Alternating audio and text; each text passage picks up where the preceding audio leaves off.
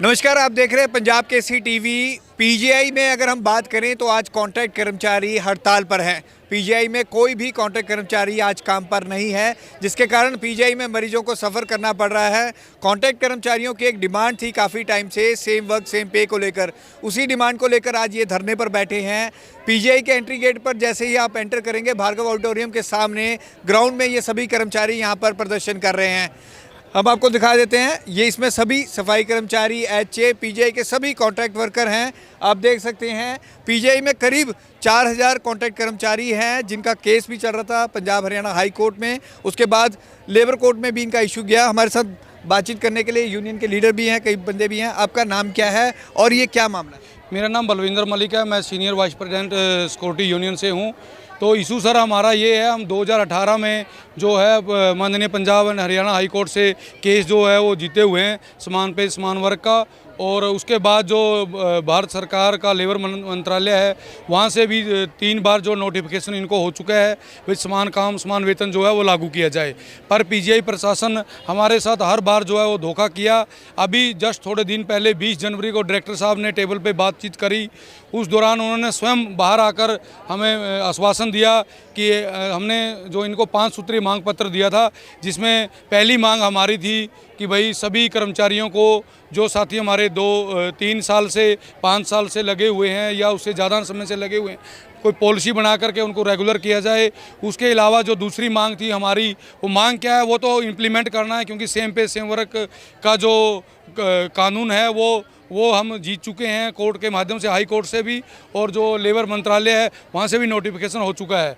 और इन्होंने आश्वासन दिया हमें 2018 में भी कि आपका 19 करोड़ रुपए बनता है, खासकर 4 कैटेगरी का। तो कह रहे बजट हमारा जो है वो भेजा हमने, ऊपर अप्रूवल होके आएगा। फाइनल स्टैंडिंग की मीटिंग नहीं हुई, तो उसके बावजूद दोबारा बजट बनाया गया वो 37 करोड़ रुपए का। उसके बावजूद अब डीए के अकॉर्डिंग दोबारा से फिर फाइनेंस कमेटी की मीटिंग होगी, उसमें 47 करोड़ रुपए का जो बजट बना के भेजा। और डायरेक्टर साहब ने आश्वासन भी दिया कि जनवरी की जो सैलरी है आपको वो बढ़ा के फरवरी में 8 तारीख को देंगे। लेकिन आश्वासन के बावजूद भी डायरेक्टर साहब ने स्वयं लिखित में एग्रीमेंट किया यूनियन के साथ, जिसमें ज्वाइंट एक्शन कमेटी के चेयरमैन अश्विनी मुंजाल जी की और डायरेक्टर साहब के साइन है लिखित में। और स्वयं डायरेक्टर साहब ने बाहर आके बोला कि आपका जो है ये 2 नंबर कॉलम जो इशू है आपका समान काम समान वेतन का है, ये तो हम रिजॉल्व करते हैं, यानी ये सॉल्व हो गया टेबल पर बैठकर सर। और उसके बावजूद भी और बाकी जो 4 इशू आपके बचे हैं रेगुलर करने का, और जो बोनस फैसिलिटी का 21,000 से ऊपर जो बंद कर दी गई है, जबकि 2-2 लाख जिनकी सैलरी है उनको बोनस मिल रहा है रेगुलर कर्मचारियों को। ये पुराना मैटर है, हरियाणा हाई कोर्ट में भी आप गए, लेबर कोर्ट में लास्ट था। जैसा आपने कहा कि 20 जनवरी को टेबल पर बातचीत हो गई थी, तो उसकी कोई डेडलाइन दी थी उसके बाद कि आप धरने पे सीधा ही उतर आए? नहीं सर, उसकी सर डेडलाइन हुई थी। बीच में labour commissioner deputy CLC sector 9 में मध्यस्थता की और उन्होंने पीजीआई प्रशासन को बुलाया। तो पीजीआई प्रशासन के जो अधिकारी हैं उन्होंने अपनी असमर्थता जाहिर की कि हमारे लेवल की बात नहीं है, डीडीए डायरेक्टर साहब की बात है।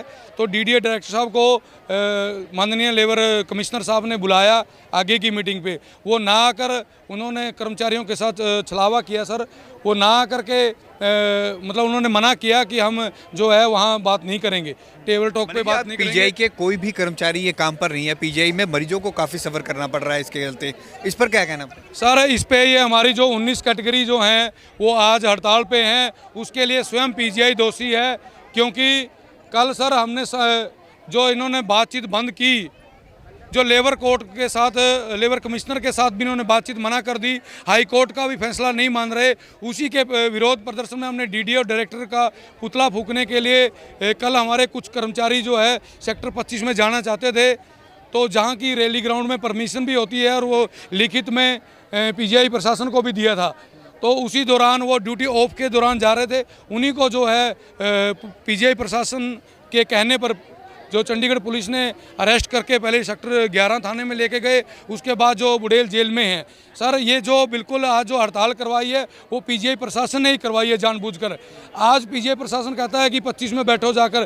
कल हम 25 में जब पुतले फूंकने के लिए जा रहे थे, वहाँ भी जाने से मना कर दिया और हमारे साथियों को गिरफ्तार कर करके बुड़ेल जेल में डाल दिया गया है। ये पीजीआई का दोहरा रवैया है। हमारा बिल्कुल कोई इरादा नहीं था सर हड़ताल करने का, ना हमने कभी पहले भी अनइलीगल हड़ताल की है। ये स्वयं पीजीआई प्रशासन ने आज करवाया है।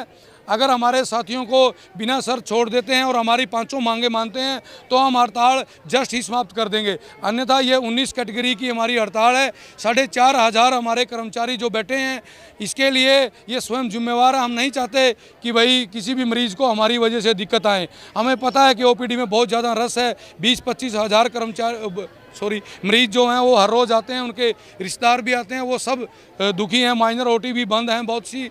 और बड़ी शर्म की बात है कि डायरेक्टर साहब ने स्वयं आकर बाहर बोला और उस पर भी वो अमल नहीं कर रहे हैं, तो इसके लिए वो स्वयं जिम्मेवार हैं। सर, यूनियन के नेताओं को कल कितने बजे गिरफ्तार किया था और कितने बजे का आपका समय था? ये कल सर 3 बजे के बाद हमने टाइम दिया था कि ड्यूटी ऑफ के बाद हम जाएंगे, तो 3 बजे के बाद हमारे मटेरियल गेट से ही हमारे जो यूनियन के पदाधिकारी थे उनको गिरफ्तार कर लिया गया है।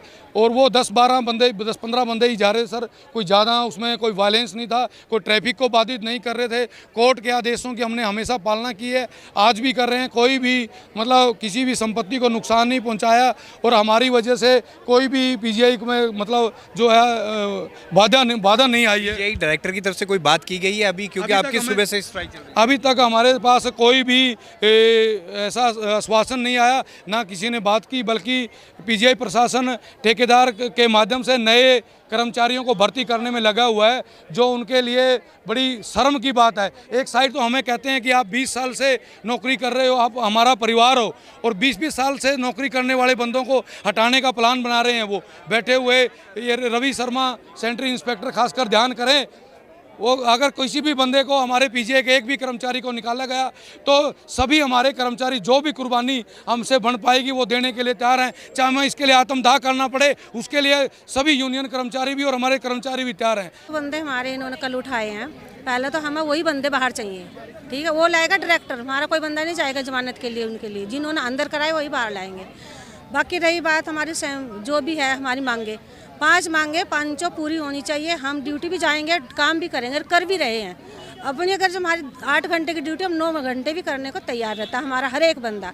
वर्कर हमारा कोई कमी करे तब हमारी गलती है, लेकिन ये तो हमारी बैठता है, जो कोर्ट से जीत चुके हैं, जो सुप्रीम कोर्ट का जीत सके, हमारी मांगे पूरी करने होने के बावजूद भी देने को तैयार नहीं है।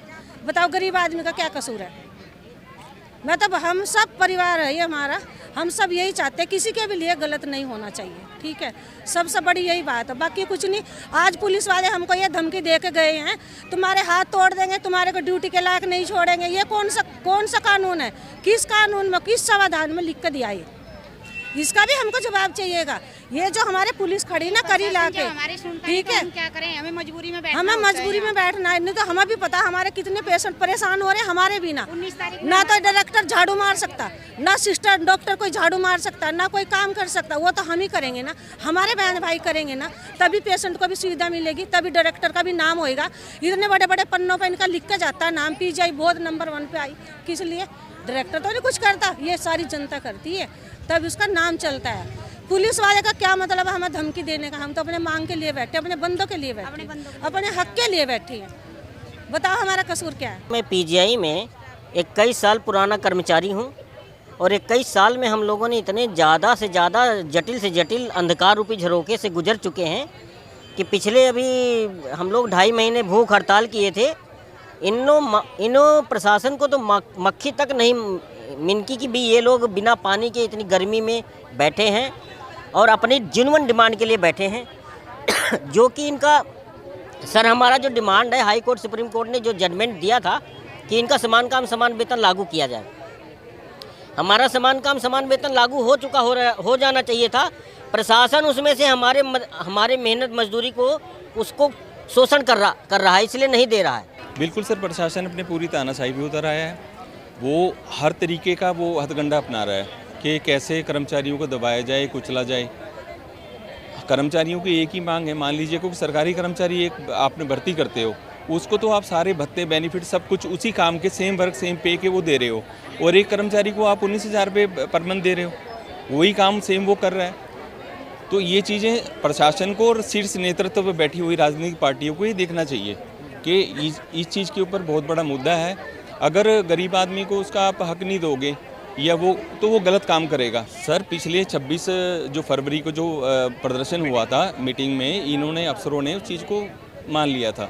और बाहर आके हमारे जो निदेशक महोदय डॉक्टर विवेक लाल, इन्होंने कह भी दिया था कि हम इसको इम्प्लीमेंट करेंगे और वादा कर लिया था इन्होंने। उसके बाद इनके निर्णय में क्या वो रही, इन्होंने एक तरह से धोखा दिया। हमें तो ये लगता है कि पीजीआई प्रशासन ने कर्मचारियों के साथ धोखा किया। पीजीआई के ये कर्मचारी हैं, 4,500 के लगभग ये कर्मचारी बताए जा रहे हैं, लगातार अपनी मांगों को लेकर प्रदर्शन करते आए हैं। लास्ट में पंजाब हरियाणा हाई कोर्ट, उसके बाद लेबर कोर्ट में भी ये केस किया था। आज जब कल ये जो इनका कहना है कि कल इनके यूनियन के लीडर जब शांतिपूर्वक प्रदर्शन कर रहे थे तो उन्हें पुलिस ने हिरासत में लिया है, उसके बाद ये आज प्रदर्शन पर उतरे हैं। उनका कहना है कि अगर पीजीआई प्रशासन ने इसको लेकर जल्द कोई बातचीत नहीं की तो उनका ये प्रदर्शन आगे भी जारी रहेगा। कैमरामैन आकाश के साथ भगवत सिंह, पंजाब केसरी, जगबानी टीवी, चंडीगढ़।